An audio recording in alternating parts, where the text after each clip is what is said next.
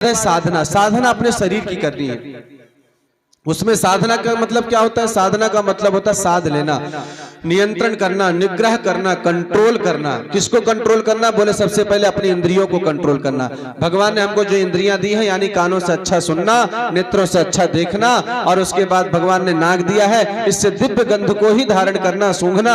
और भगवान ने जीवा दिया है, जीवा का दो काम, एक तो गपर गपर खाना, दूसरा लपर लपर बोलना। तो खाने पर भी नियंत्रण करना और बोलने पर भी नियंत्रण करना। क्या बोले, कब बोले, क्यों बोले, कैसे बोले, कितना बोले, क्या खाएं, कब खाएं, क्यों खाएं, कैसे खाएं, इसका विचार करना। उसके बाद भगवान ने आपको हाथ दिया है, ये सेवा सपरिया के लिए उठे। भगवान ने पैर दिया है, अच्छे कार्य के लिए आगे बढ़े, यानी इंद्रियों का सदुपयोग करना है। उसके बाद भगवान ने आपको समय दिया है, तो समय का संयम करना, टाइम पास नहीं करना, टाइम मैनेजमेंट करना, समय का सदुपयोग करना। भगवान ने आपको धन दिया है, पैसा। धन की तीन गति है भाइयों बहनों, या तो धन को आप खर्च कर लो, या तो धन को आप दान कर दो, या तो अपने आप नष्ट हो जाएगा। तो क्या करना है? गुरुदेव भगवान ने कहा अर्थ का संयम करना। धन का उपयोग सबसे बढ़िया उत्तम उपयोग होता है दान करना। भगवान ने अगर आपको पैसा दिया है तो उसमें से दान किया करिए, है ना। कंजूस मत बनिए, कृपण मत बनिए, कृपण मत बनिए। जैसे एक व्यक्ति ने कहा, साहब हमारे घर में तो 1 किलो घी साल भर चलता है। तो दूसरे ने कहा, भैया हमारे घर में 1 किलो घी तो 10 साल तक चलता है। तो बोला, भैया आपके घर में 1 किलो घी 1 साल तक कैसे चलता है? बोले, जब खाने बैठता हूँ तो एक तो सीख डालता हूँ उसमें घी में, और डाल करके उसको दाल में डुबो देता हूँ। तो उससे दूसरे से पूछा, भैया तेरे घर में घी 10 साल तक कैसे चलता है? उसने कहा, भैया हम घी का डब्बा ऊपर टांग रखे, उसी के नीचे बैठ के खाते हैं, 10 साल नहीं 50 साल तक चलेगा।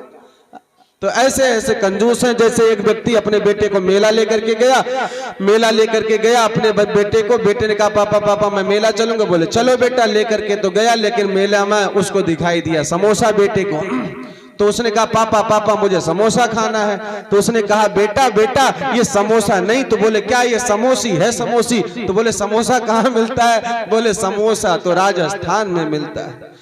महाकंजूस था, अपने बेटे को समोसा खिलाना नहीं चाहता। थोड़ी देर और आगे गया तो वहां केला मिल रहा था। तो बेटे ने कहा, पापा पापा मुझे केला खाना है, केला। वो कंजूस व्यक्ति था, उसने कहा, बेटा ये केला नहीं, ये केली है, केली। बोले, केला कहाँ मिलता है? बोले, केला तो भुसावल में मिलता है।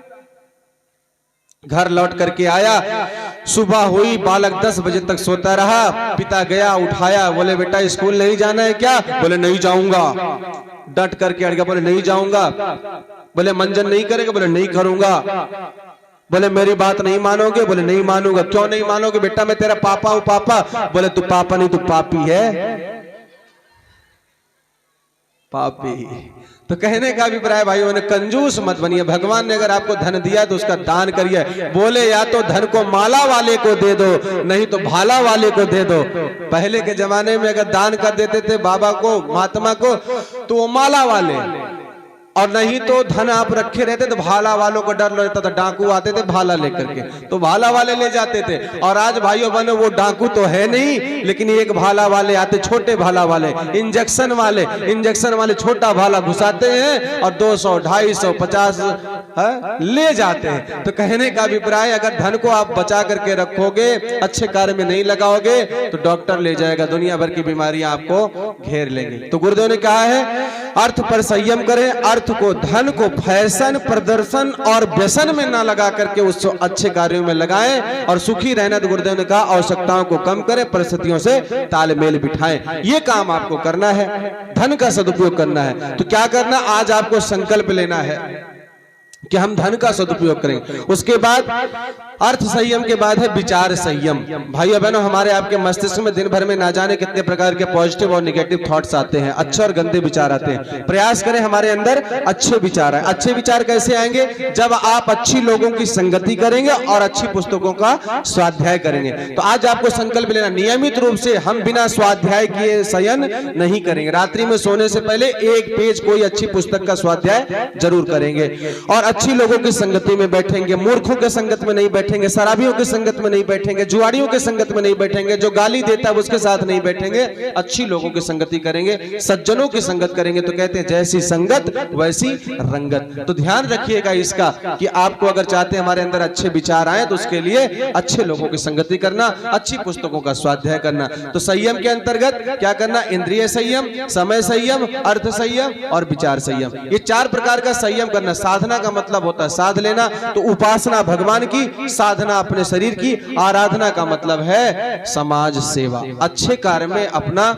सहयोग करिएगा भाइयों बहनों। जहां कहीं ऐसा यज्ञ हो, जहां कहीं ऐसा पूजा पाठ हो, आप लोग वहां जाकर के अपना समय भी लगाइए। और भगवान ने अगर आपको धन नहीं दिया तो बोले अपने समय, प्रतिभा, साधन का कुछ अंश लगाइए अच्छे कार्य में, है ना।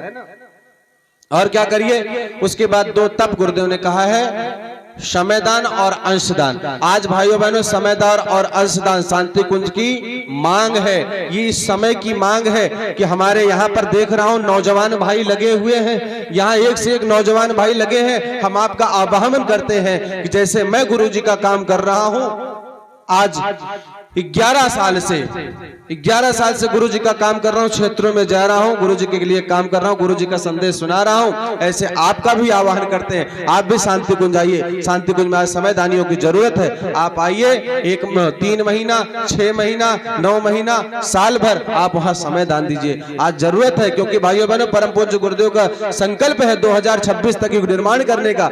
अगर आप जैसे जागृत आत्माएं नहीं आएंगे भाइयों बहनों तो गुरुजी का काम कैसे होगा। इसलिए आप लोगों का आह्वान करते हैं, आप लोग वहां आइए। वहां अलग अलग सत्र होते हैं। 9 दिवसीय संजीवनी साधना सत्र चलता है, 9 दिन का पहले करना होता है। उसके पश्चात 1 महीने का 1 मासीय सत्र युग शिल्पी सत्र होता है, जिसमें युग सृजन सेनानियों को गढ़ा जाता है, ट्रेनिंग दी जाती है। आपको कर्मकांड सिखाया जाएगा, आपको डपली सिखाया जाएगा, आपको गीत सिखाया जाएगा, आपको प्रवचन करना सिखाया जाता है, सारी चीजें सिखाई जाती है। उसके बाद 1 महीने का परिव्राजक सत्र होता है। अगर आप युग शिल्पी कर लेंगे, परिव्राजक कर लेंगे, तो फिर आप क्षेत्रों में भी समयदान कर सकते हैं और शांति कुंज में भी कर सकते हैं। तो समय की आवश्यकता है कि भाइयों बहनों समयदान किया जाए। और आप जितने भाई बहन आए हैं, आप सब लोग ये कलश लेकर के जाना। जिन बहनों ने कलश धारण किया था, हमने सुना कि बिहार की परंपरा है, लोग कलशों को ले जाकर के नदी में तैरा देते हैं। नहीं मैया, इसको तैराना नहीं है। तो क्या करना है? इन कलशों को अपने घर ले जाना। इसको बढ़िया सी, ये शक्ति कलश है, इसमें जो 33 कोटि देवताओं का आवाहन किया गया, सब लोग इसको अपने घर में रखिएगा। क्या करना है? रोज इसमें 1 मुट्ठी, जब आप भोजन बनाने जाना तो चाहे चावल, चाहे गेहूं, चाहे दाल, कुछ न कुछ इसमें 1 मुट्ठी डाल देना।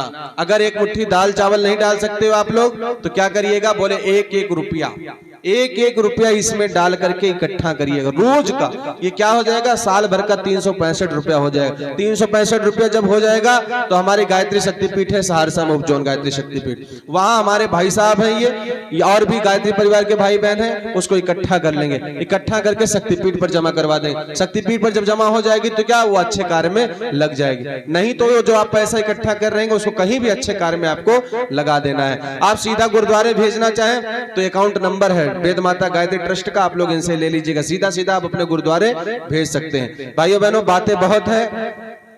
शांति कुंज में 10,000 व्यक्ति प्रतिदिन भोजन करते हैं। 10,000 व्यक्ति प्रतिदिन वहां रुकते हैं। उनके रहने, खाने, उठने, बैठने, सोने, सारी चीजें भाई बहनों, सारी व्यवस्थाएं निःशुल्क चलती, किसी चीज का कोई पैसा नहीं लगता है। तो अगर आप चाहें अपने गुरु के लिए देने के लिए तो इसमें 1 मुट्ठी अनाज आप डाल सकते हैं, 1 रुपया आप इसमें डाल सकते हैं। लेकिन इसको फेंकना नहीं है, इसको तैराना नहीं है, इसका ध्यान रखिएगा। और समयदान, अंशदान, ये 5 चीजें आपको करना। उपासना, साधना, आराधना, समयदान और अंशदान, ये 5 चीजें करना है।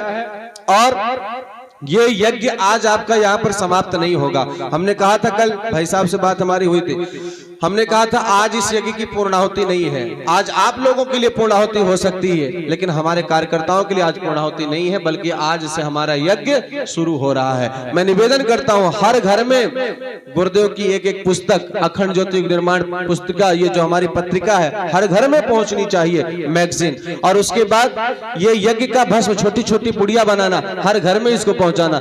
थोड़ा सा रामदाना, लाची दाना का प्रसाद बनाना और हर घर में पहुंचाना। सबके घर में यज्ञ का प्रसाद तक पहुंचाना, और सबसे सबका जन्मदिन, उनके बच्चे के जन्मदिन कब है, विवाह दिवस कब है, ये सब लिख करके घर घर ऐसी जागृति पैदा कर देना भाइयों बहनों, ताकि ये हमारा गांव आदर्श गांव बन जाए। हर घर के आसपास में सफाई हो, नालियां साफ हो, गंदगी ना हो, ये गांव नशा मुक्त बने, ये सब हम प्रार्थना करते हैं। छोटी छोटी बच्चियां हैं यहाँ पर, पढ़ी लिखी बहनें हैं, यहाँ बाल संस्कार शाला चला सकती हैं, छोटे छोटे बच्चों को इकट्ठा करके उनको शिक्षा दे सकती हैं।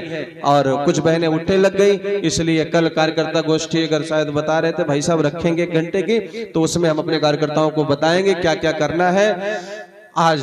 अब आइए हम लोग कहां तक पहुंचे थे भैया, संकल्प कराना ना। हाँ, हाथ ऐसे उठाइए, मुट्ठी उठाइए, ऐसे बंद करिए, बोलिए ओम ओम ईशा ईशा अनुशासनम अनुशासनम स्वीकरोमि स्वीकरोमि ओम ओम मर्यादाम मर्यादाम चरिष्यामि चरिष्यामि ओम ओम वर्जनीयम वर्जनीयम नो चरिष्यामि। नो चरिष्यामि। हम ईश्वर का अनुशासन अनुशासन स्वीकार करते हैं, स्वीकार करते हैं। हम मर्यादाओं का का पालन करेंगे, जो वर्जित है वही आचरण करेंगे। यही करेंगे। वाह, कितने भोली भाली जनता है। हमने कहा जो वर्जित है वही आचरण करेंगे, बोले हाँ वही आचरण करेंगे। वर्जित का मतलब निषेध है, जो मना है वही करेंगे ना आप लोग, मुझे पता है वही करेंगे, इसलिए हमने वैसे दोहरवा दिया। बोलिए जो वर्जित है वह आचरण नहीं करेंगे, नहीं करेंगे। हे महाकाल, उज्जवल भविष्य की रचना के लिए अपने संकल्पों को पूरा करने के लिए हमें उपयुक्त शक्ति मनोवृत्ति तथा प्रेरणा दे। हे प्रभु हमारे संकल्प पूरे हों। हम सुख सौभाग्य श्रेय पुण्य तथा आपकी कृपा के अधिकारी बने। आपसे दिव्य अनुदान पाने और उन्हें जन जन तक पहुंचाने की हमारी पात्रता बढ़ती रहे। अधिपति महाकाली की जय।